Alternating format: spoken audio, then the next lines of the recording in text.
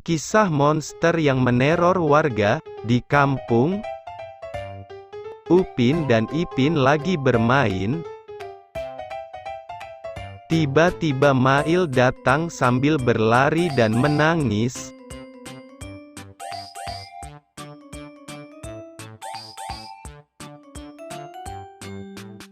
"Kamu kenapa, Mail?"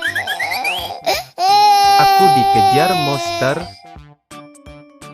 Lalu Upin dan Ipin juga ikut berlari.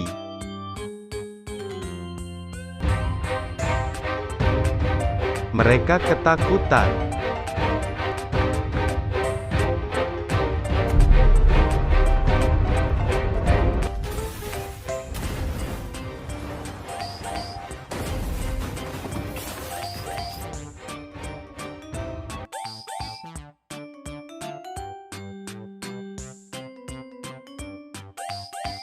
"Upin, ayo kita lawan aja." "Iya, ayo Ipin." Lalu Upin dan Ipin berubah menjadi Ultraman.